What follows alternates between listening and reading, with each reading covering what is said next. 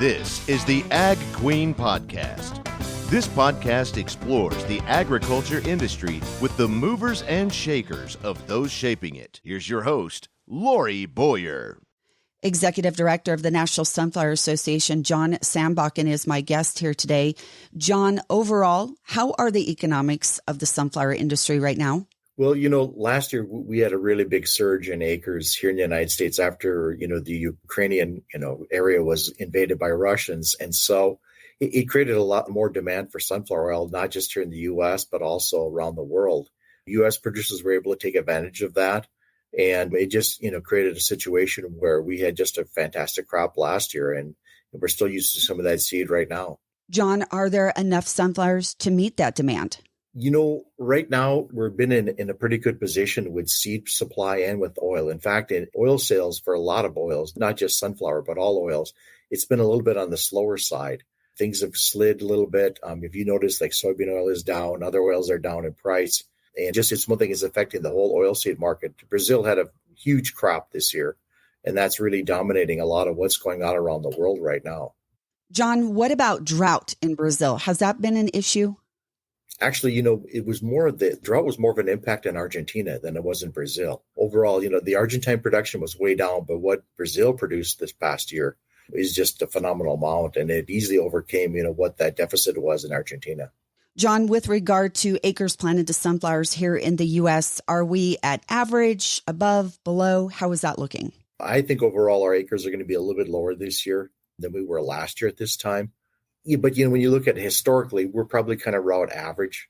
Last year we had a really significant, we had a 30% increase in acres last year, and that's going to drop back. We're going to probably be about 15% lower, I think, this year than we were last year.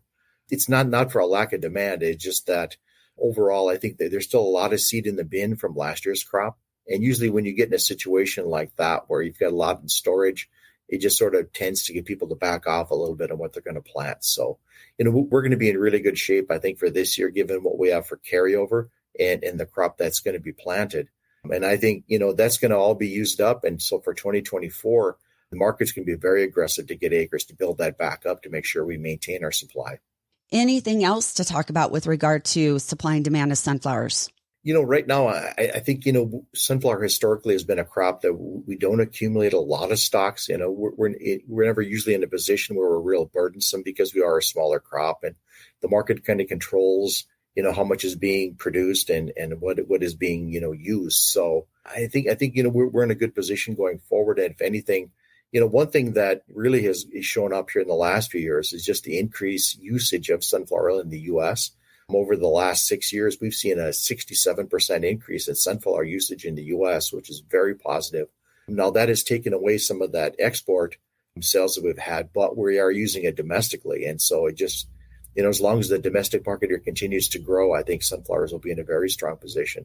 What is being attributed to that increase? What are we using it for? The main uses for sunflower, has always historically been in snack foods. That's one of our main areas as a frying oil. It continues to be used in potato chips, corn chips, things like that.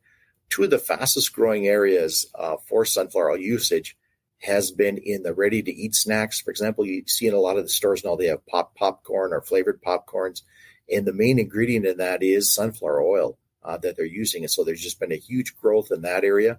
And then also in alternative foods, alternative meats especially, a lot of sunflower oil is used in that. It helps that product be more, it has more lubricity, it has more, mouthfeel is better with it when you use sunflower oil. And so for a lot of these new products, it's really been a growth area for us in that they're coming on the shelves and consumers are looking for healthier type products. Let's talk about the Farm Bill now, John. What are some of the things that National Sunflower Association is looking for in the next version of the Farm Bill? Well, our main priority is crop insurance. Obviously, when you look at what crop insurance means to growers, whether you're in a drought situation or if you're in a prevent plant situation or even just the normal perils that you face growing a crop, crop insurance is so key. And that's one of our main priorities to make sure that there's no funding taken away from crop insurance.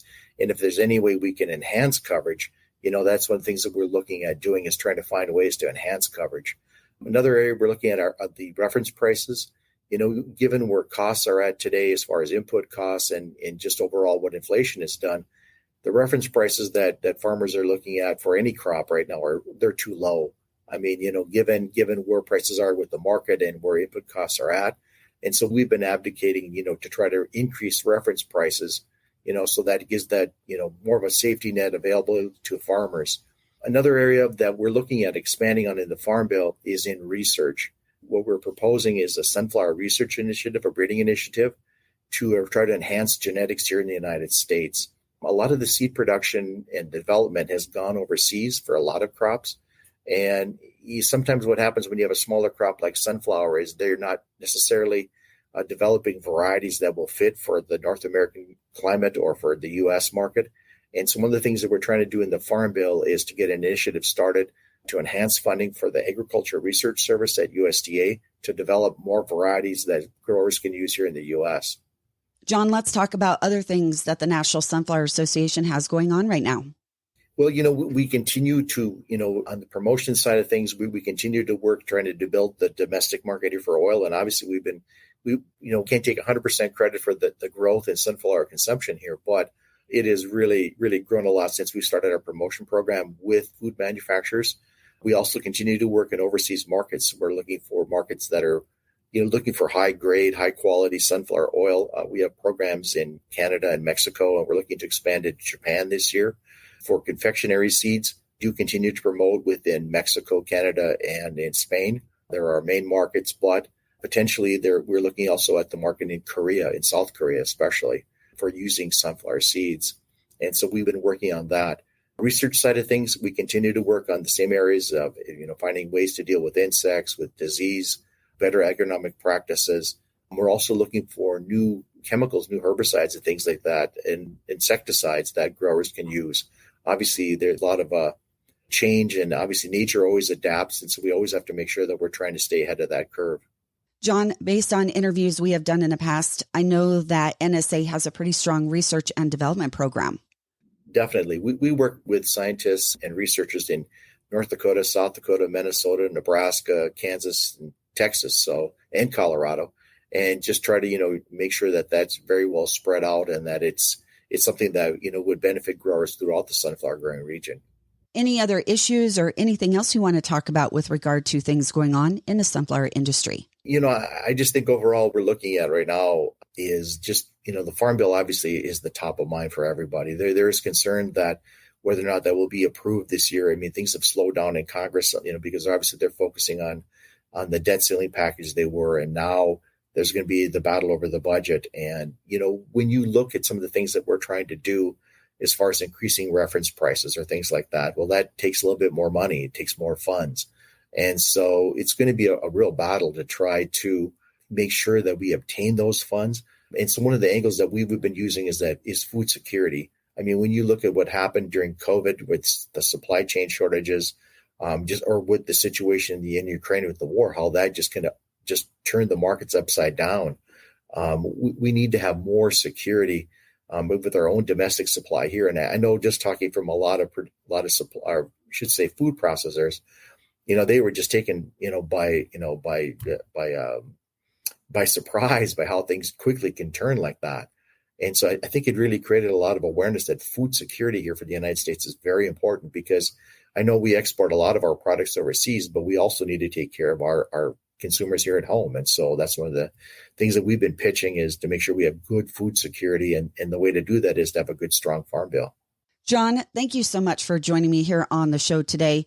Once again, John Sandbakken, my guest, Executive Director of the National Sunflower Association.